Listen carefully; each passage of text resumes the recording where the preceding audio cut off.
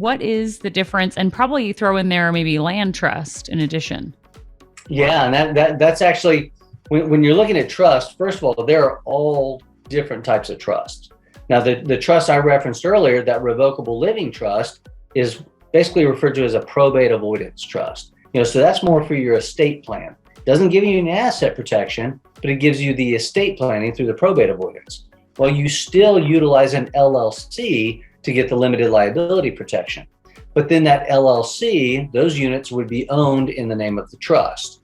So that way you're able to accomplish your liability protection through the LLC and your estate planning through the revocable living trust. Now, if we throw in that added layer, perhaps of a land trust, or what I refer to it as oftentimes as a real estate privacy trust. And the reason I refer to it as a real estate privacy trust is because that's exactly what it's accomplishing for us. It's giving us some privacy. It gives us some flexibility. That land trust or real estate privacy trust in and of itself does not give us any liability protection.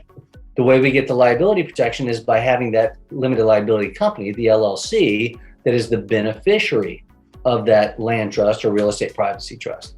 Now, I know I just said a lot of employees there and a lot of, but hopefully people are tracking with me on that. Yeah. Is there a trust that has liability protection? Well, there are maybe like asset protection trusts or irrevocable trust. The challenge is the way that you're able to get that sort of liability protection is by giving up the control. And we don't want to do that because it's all about it's not what you own, it's what you control. We want to control as much as possible, but at the same time, that's why we have to utilize certain types of legal entities. Because if we start utilizing irrevocable trust, things like that, now we've got to take ourselves out of the equation and give up some of that control.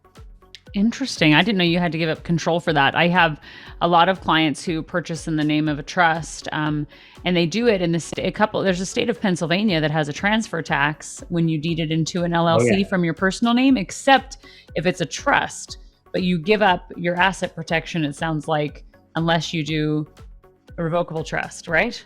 Well, what we're doing is making sure that you can use that trust, and that's the other reason why people do this a lot of times is the flexibility, because you're able to utilize that. But remember, we have the beneficiary of that trust that would be an LLC.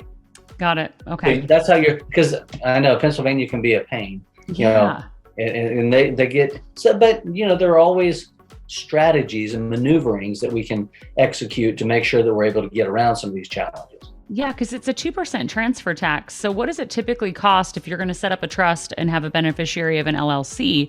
I mean, just kind of an average ballpark of what that would cost, because maybe it's cost effective to do that versus just paying it all in taxes. Oh yeah, I mean, and there are ranges. I've seen, some people will say, okay, I'm going to go online and just get one of these things set up for what I think the ads say in as little as 8 minutes for as little as $45. But then they just ding you for constant things, and there are going to be filing fees. But I mean, I generally tell people, plan for about $1,000 per entity that you get set up. Okay. And if if you end up being able to do it for less, that's great.